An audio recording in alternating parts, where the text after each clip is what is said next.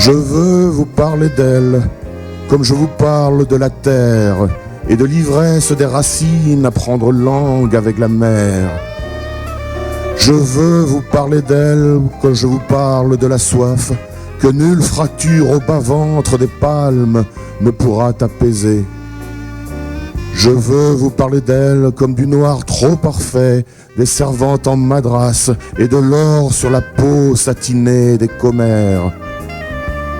Je veux vous parler d'elle, mais n'est-ce pas plutôt de moi dont je vous parle, comme l'herbe drue dans le verger en appelle à la houe. Mon chagrin est à moi, je le refuse aux autres, si longtemps que ma main crevassée d'engelure ferlera la misaine, je resterai debout. Je ne pouvais nommer les arbres, les poissons et les fleurs, mais je savais la mer, je savais le soleil, la pluie aussi comme une douche chaude. L'air sentait le piment, la mangue et la vanille. On voyait des lucioles le soir au ras des feuilles. On entendait monter la marée des criquets, le bruit sourd d'un avion au ras des alizés. La nuit était rapide, puissante, pleine de vie. Puis le matin naissait à la proue des gommiers, allumant la rosée en haut des flamboyants.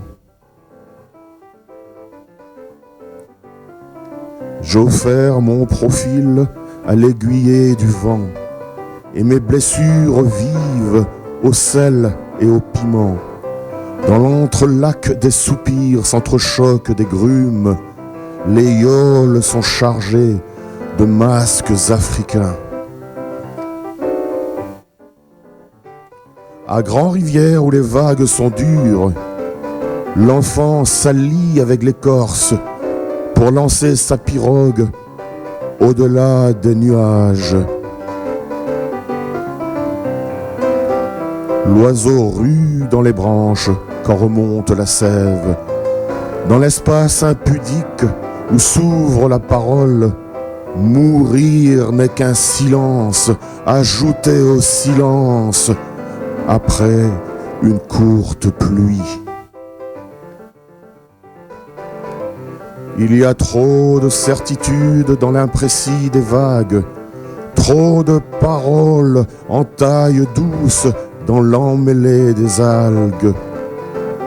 Partir un peu, vieillir un peu, jeter l'amorce du silence dans la trace d'un congre. Dans le silence assez profond pour que le vent y perde son étoile, le plus coupable n'est pas l'arbre, ni le ver qui s'agite dans le fruit déjà mûr, mais l'homme qui sans raison que sa propre violence déchire la misaine de son propre navire.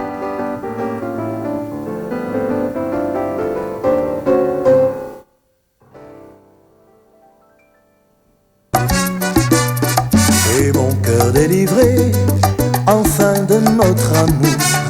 Et pourtant,